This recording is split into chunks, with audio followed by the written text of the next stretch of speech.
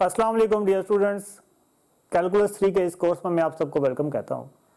आज के इस लेक्चर में हम डिस्कस करेंगे exercise number 6.2 question number 9 to 15 और मुझे उम्मीद है कि इससे प्रीवियस लेक्चर में आपने क्वेश्चन नंबर 8 तक अच्छे तरीके से सॉल्व आउट कर लिए होंगे। तो चलते हैं बोर्ड की तरफ और क्वेश्चन नंबर 9 से स्टार्ट करते हैं अपने आज के लेक्चर को। क्वेश्चन नंबर 9 में स्टूडेंट स्टेटमेंट में मैं कह रहा है कि the tangent at any point on the curve x cube plus y cube is equal to 2a cube makes intercepts p and q on coordinate axis, और ये आपने रिजल्ट शो करना है। देखिए स्टूडेंट्स, यहाँ पे बात हो रही है the tangent at any point on the curve. एक तो आपको गिवन में एक आपको कर्व दे दी हुई है, आगे वो क्या कह रहे हैं कि makes intercepts p and q on the coordinate axis. तो अगर p इंटरसेप्ट की अगर आप बात करें तो यू नो दैट कि फॉर एक्स इंटरसेप्ट y आपके पास क्या होता है, 0 होता है। तो इसका मतलब क्या हुआ कि अगर कोऑर्डिनेट एक्सिस में p जो है वो x के साथ इंटरसेप्ट बना रहा है तो आपके पास p और 0 ये एक पॉइंट आ जाएगा। इसी तरह से अगर आप फॉर y इंटरसेप्ट करें तो आपके पास x क्या होता है, 0 है। तो इसका क्या मतलब हुआ कि एक पॉइंट आपके पास क्या आ जाएगा, 0 एंड क्या हुआ आ जाएगा। ये जी दो बातें आपको गिवन में दी हुई हैं, जिसमें से एक तो आपको सीधी सीधी कर्व दे दी थी, लेकिन एक थोड़ा सा उसने आपको थोड़ा सा कंफ्यूज करने के लिए स्टेटमेंट को थोड़ा सा बना दिया, चेंज कर दिया। तो यहाँ आपने कंफ्यूज नहीं होना। बेसिकली ये आपको ए और बी दो पॉइंट्स दिए हुए, जिसमें एक पॉइंट आपके पास पी और 0 है और एक पॉइंट आपके पास क्या हुआ, 0 और क्या हुआ है। तो यहाँ पे आपके पास आ जाएगा given as x cube plus y cube is equal to 2a cube. Now equation of tangent, we know that the equation of tangent at x1 y1 is related to the curve is related, मैंने इसलिए लिखा थोड़ा लंबा हो जाएगा। इस यहाँ पे देखें अब इससे इक्वेशन ऑफ टेंजेंट किस तरह से बनाएंगे एट x1 एंड x2। तो इसे बनाने का तरीका ये होता है कि आपने इस x क्यूब को x में और इस y, मतलब यहाँ पे जो x है इसे आपने x में लिखना है और इसे आपने y में लिखना है। तो देखिए x क्यूब को x में लिखने के लिए आपको कुछ ये करना पड़ेगा और y क्यूब को y में लिखने के लिए आपको कुछ इस तरह से लिखना पड़ेगा। तो यहाँ पे आपके पास फिर इक्वेशन क्या बन जाएगी, x1 square dot x1 plus y1 square dot y is equal to 2a cube. This is your equation of tangent at x1 y1. Now since a p0 makes intercepts, so आप x की जगह पे क्या put कर देंगे, p put कर देंगे और y की जगह पे आपके पास क्या आ जाएगा, 0 आ जाएगा। तो ये आ जाएगा px1 square is equal to 2a cube. Now x1 square is equal to 2a cube divided by p, taking square root on both sides. इसको स्क्वायर को खत्म करने के लिए हमें स्क्वायर रूट लेना पड़ेगा। So taking square root on both sides, so you will get x1 is equal to 2 raised to power 1 by 2 and a raised to power 3 by 2 and p raised to power 1 by 2। Now हमें required क्या चीज है, हमें x cube required है। तो आप क्या करेंगे, taking cube on both sides, so x1 cube is equal to, ये आपके पास क्या आ जाएगा जी, 2 raise to power 3 by 2, a raise to power 9 by 2 and p raise to power आपके पास क्या आ जाएगा, 3 by 2। Similarly for b 0 cube you will get, अब x की जगह पे आप क्या पुट कर देंगे, 0 पुट कर देंगे और y की जगह पे आप क्या पुट करेंगे, q पुट करेंगे। तो आपके पास क्या आ जाएगा, y1 square dot q is equal to 2a cube.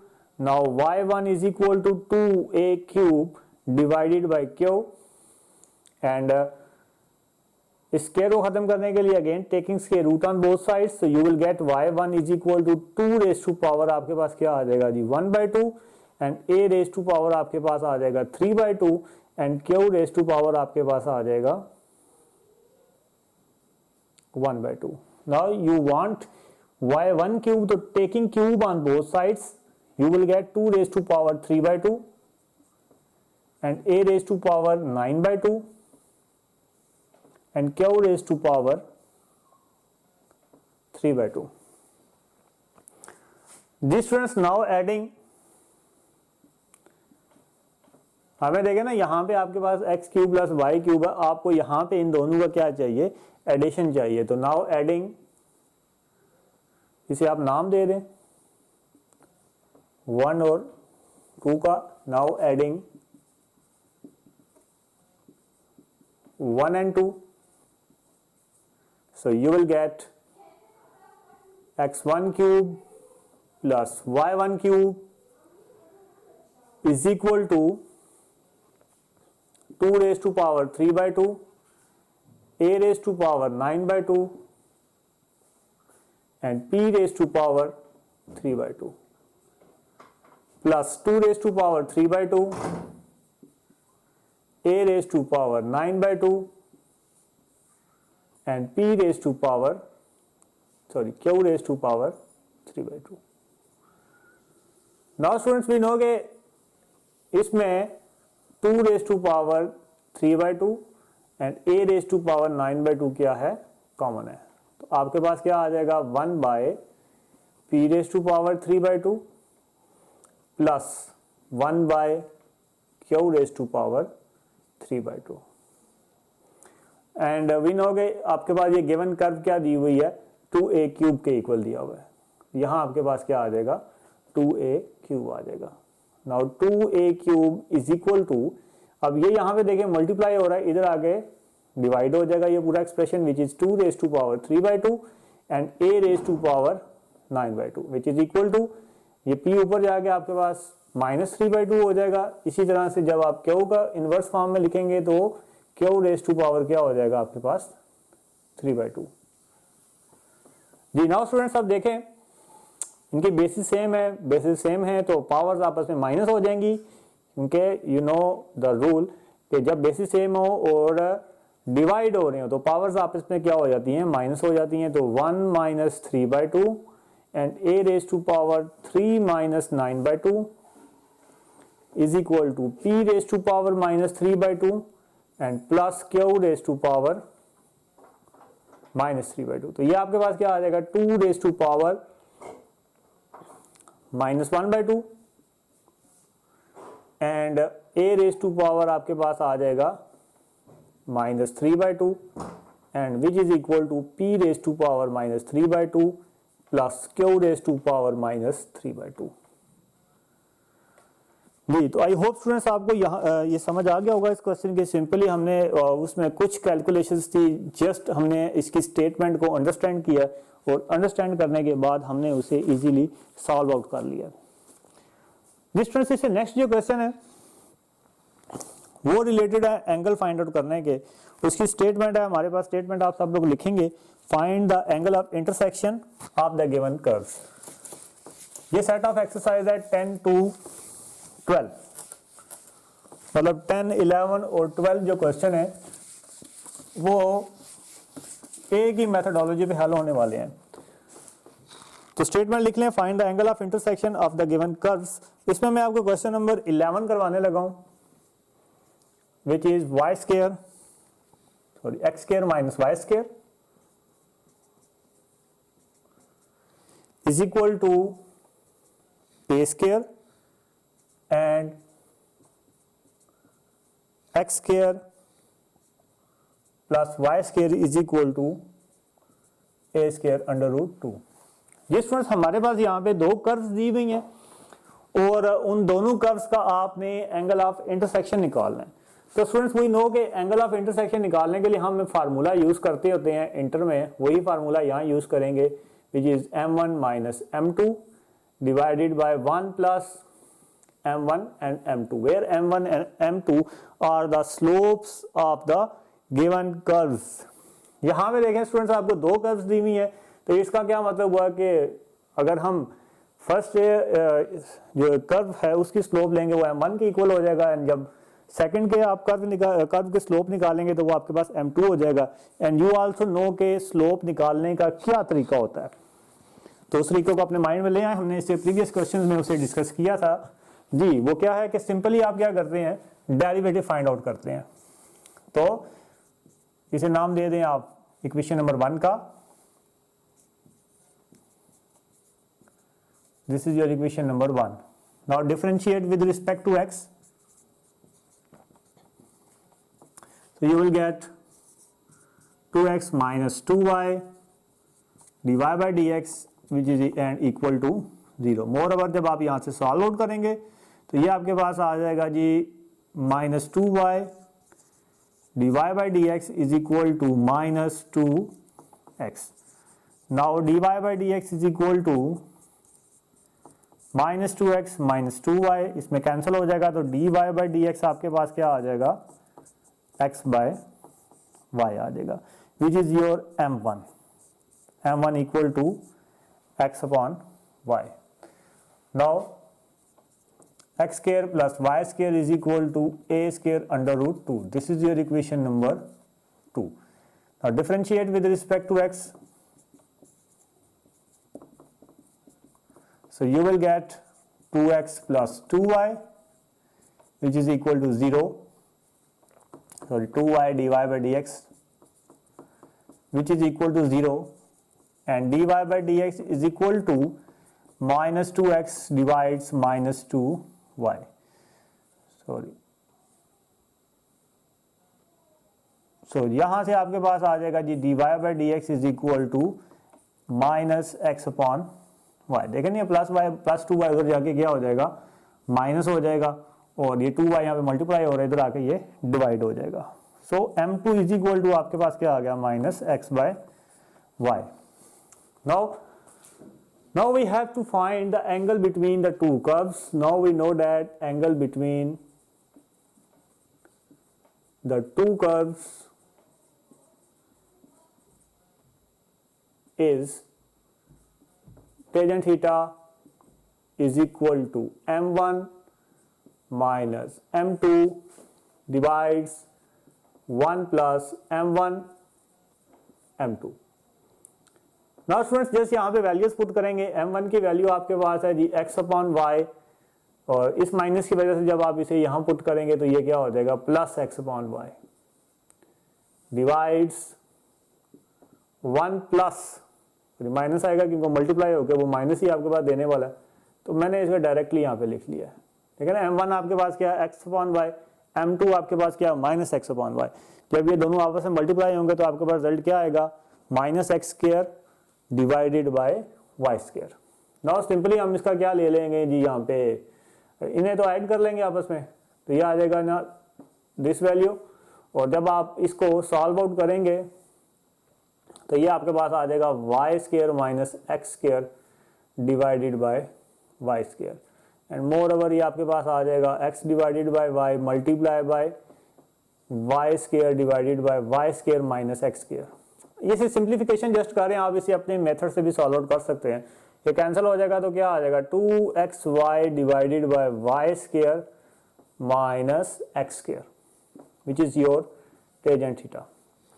जिस स्टूडेंट्स यहाँ से आप देखें टेंजेंट थीटा की वैल्यू इस एक्सप्रेशन से कैलकुलेट करना तो इम्पॉसिबल है, तो you have to find the values of these x y and y square minus x square. आपको एक्स वाई की वैल्यू भी यहाँ पे चाहिए और y square minus x square की वैल्यू भी चाहिए। तो students y square minus x square की y square minus x square की वैल्यू तो मैं यहाँ से इजीली फाइंड आउट कर सकता हूँ फ्रॉम वन कैसे फाइंड आउट करेंगे कि जी इसे आपने इंटरचेंज कर दिया, मतलब माइनस से मल्टीप्लाई कर दिया तो क्या आ जाएगा, y square minus x square is equal to minus x square. X y की वैल्यू फाइंड आउट करने के लिए हमें 1 और 2 दोनों को सॉल्व आउट करना पड़ेगा, दोनों को यूटिलाइज करना पड़ेगा। अगर आपने ये लिख लिया तो मैं इसे रेज करने वाला हूँ जी। तो आपके पास है जी is equal to a square, this is your 1 and this is your equation number 2।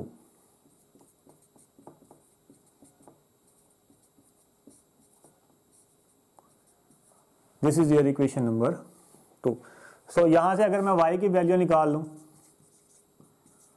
From 1, अगर मैं यहाँ से चले x स्क्वायर की वैल्यू निकाल लूँ तो आपके पास क्या आ जाएगा, a square plus y square.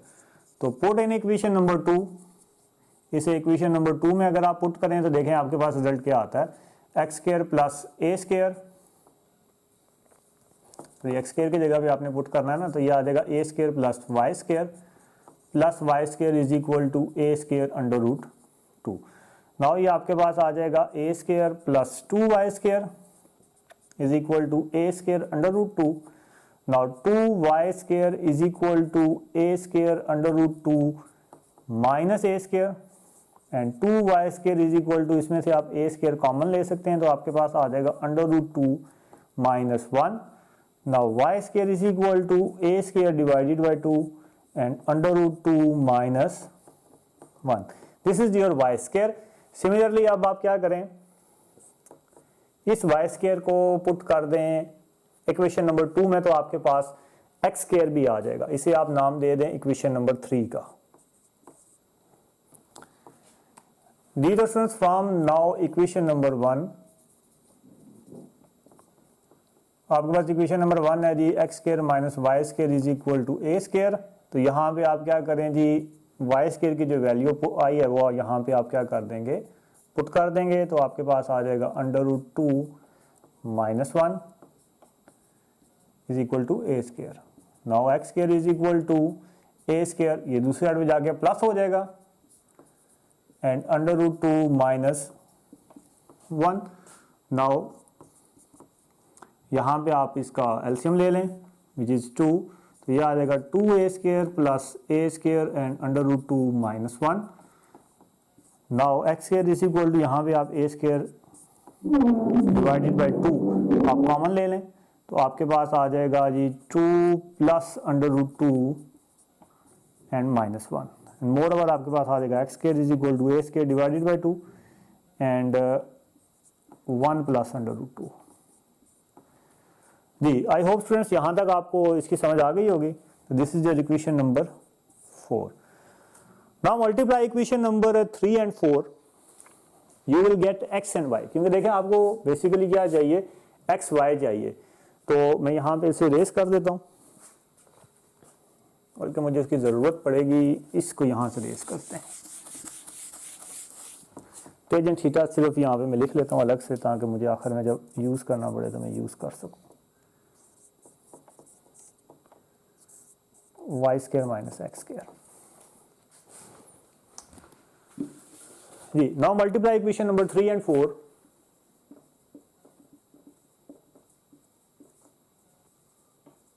उनको मल्टीप्लाई करें आपस में, तो ये आपके पास आ जाएगा ना, x square y square is equal to a square divided by 2 under root 2 minus 1 and a square divided by 2 1 plus under root 2, under root 2 plus 1 आप इसे लिख लें।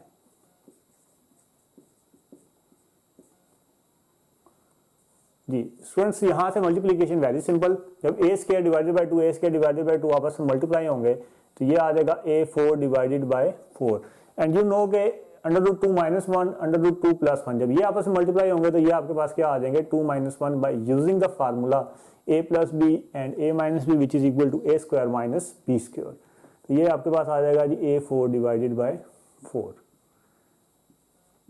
We are required x y, हमें एक्स वाई की value चाहिए, तो taking square root on both sides, तो x y is equal to a square plus minus a square divided by 2।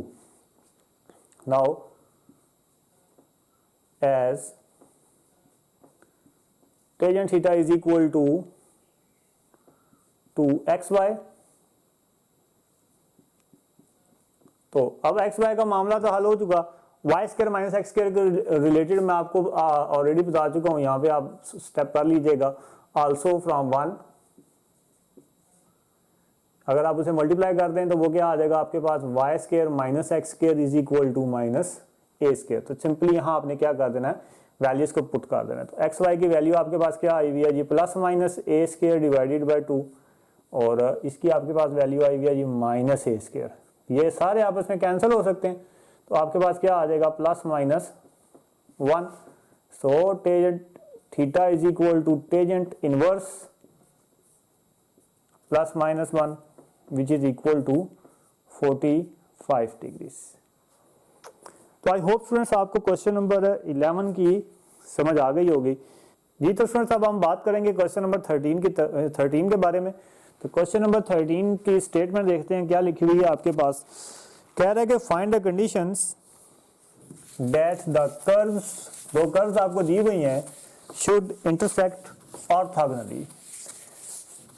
ये कर्व्स क्या कर रही हैं, इंटरसेक्ट कर रही हैं ऑर्थोगोनली, और आपने वो कंडीशंस को फाइंड आउट करना है कि वो कंडीशंस जिन पे गिवन कर्व्स इंटरसेक्ट कर रही हैं orthogonally.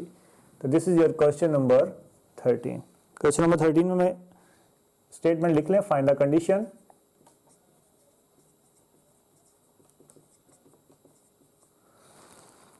That the curves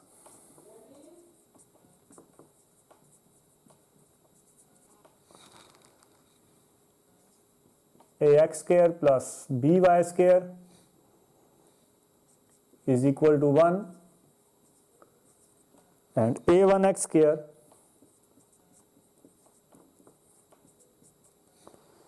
is equal to 1 should intersect orthogonally। तो स्टूडेंट्स यू नो डैट के ऑर्थोगोनली इंटरसेक्ट करने वाले मामले में हम एक कंडीशन को सेटिस्फाई करते हैं which is m2 m1 is equal to -1। ये इसके बारे में हम ऑलरेडी डिस्कस कर चुके हैं चैप्टर नंबर 4 इंटर में। तो सॉल्व आउट करते हैं स्टूडेंट्स इस क्वेश्चन को। वेरी सिंपल क्वेश्चन, आपके पास दो कर्व्स दी हुई हैं, तो ये आपके पास आ जाएगा जी ax square plus by square which is equal to 1। This is your equation number 1 and a1x square is equal to 1। This is your equation number 2। हमें दिया हुआ है m2 m1, यहां तक हमने इसको लेके जाना है। तो m2 और m1 आपके पास क्या होती हैं जी, स्लोप्स होती हैं, और स्लोप को फाइंड करने के लिए आप क्या लेते हैं, डेरिवेटिव लेते हैं। तो differentiate with respect to x, so you will get 2ax plus 2by dy by dx which is equal to 0. Now 2by dy by dx is equal to, दूसरी तरफ जाएगा तो ये क्या हो जाएगा माइनस, तो मजीद आपके पास आ जाएगा dy by dx is equal to minus 2ax divided by 2by, cancel हो गया, आपके पास आ जाएगा जी dy by dx is equal to minus ax divided by by। तो this is your m1 minus a by b y। Now अब इसके बारे में अगर हम बात करें तो differentiate with respect to x, so you will get 2a1x plus 2b1y which is equal to, sorry y है तो आपके साथ में dy by dx भी आएगा which is equal to 0। Now यहाँ से डिफरेंशिएबल को सॉल्व करेंगे तो ये आ जाएगा minus 2a1x divides 2b1y, so dy by dx cancel हो जाएगा, तो आपके पास क्या आ जाएगा माइनस a1x एंड b1y। तो ये आपके पास क्या आ जाएगा m2, so m2 is equal to a1x divided by b1y। तो आई होप स्टूडेंट्स m1 और m2 निकालने का तरीका तो आपको ऑलरेडी मालूम है और आपको इसकी समझ है, आपने आसानी से इसको समझ लिया होगा। नाउ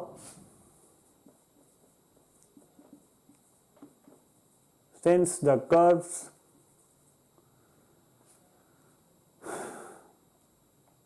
ऑर्थोगोनली इंटरसेक्ट, क्या कंडीशन दी हुई है, सिंस द कर्व्स जी intersect orthogonally, intersect orthogonally,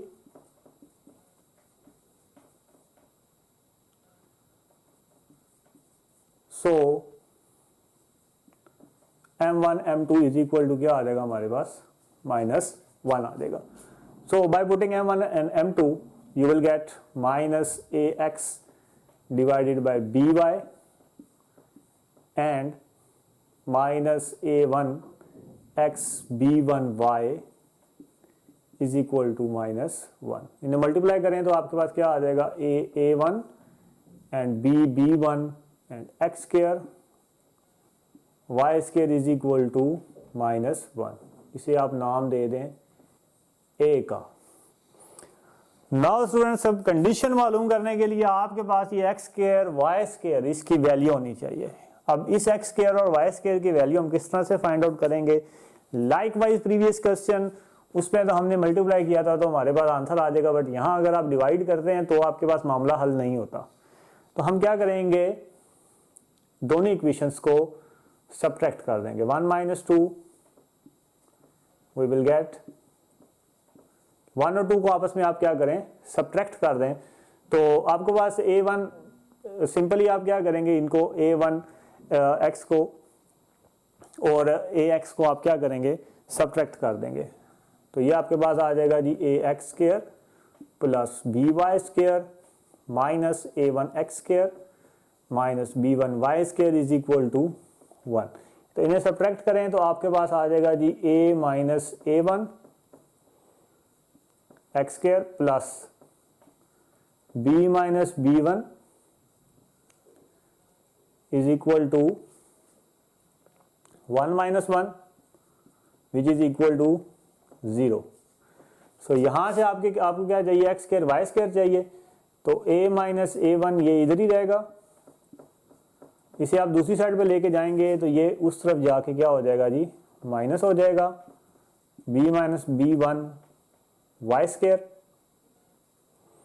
now अब इस वाई स्क्वायर को इधर डिवाइड कर दें, a माइनस a1 को दूसरी साइड पे डिवाइड कर दें। Now x square divided by y square is equal to minus b minus b1 divided by a minus a1. Now from a, putting value of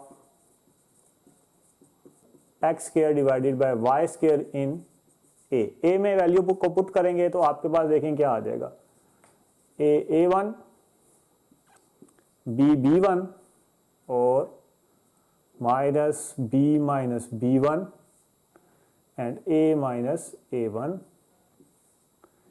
which is equal to minus 1. Now simply इन्हें multiply कर लें तो ये आ जाएगा minus a1 and b minus b1 और ये आ जाएगा b1 a minus a1 जी। अब इन्हें आप क्या करें जी, मल्टीप्लाई कर, क्रॉस मल्टीप्लाई करें, मतलब ये यहाँ डिवाइड हो रहा है, उधर जाके ये क्या हो जाएगा, मल्टीप्लाई हो जाएगा। तो a1 b minus b1 is equal to, ये तो जाके प्लस हो जाएगा, जब मल्टीप्लाई होगा तो b1 a minus a1। Now अब आप क्या करें, a और a1 वाले इकट्ठे कर लें और b1 वाले इकट्ठे कर लें, मतलब b minus b1 divided by b1 आ गया, a minus a1 divided by a1 आ गया। नाउ इसे मजीद आप सॉल्व आउट करेंगे, आप इसे इस तरह से ब्रेक करके लिख सकते हैं b1 और सिमिलरली यहाँ पे भी इसे आप क्या करेंगे, ब्रेक कर देंगे, माइनस a1 a1। नाउ ये क्या होगा, b और b कैंसिल हो गया, b1 और b1 कैंसिल हो गया, a और a कैंसिल हो गया, a1 और a1 कैंसिल हो गया। सो आपके पास आ जाएगा 1 upon b1 minus 1 upon b,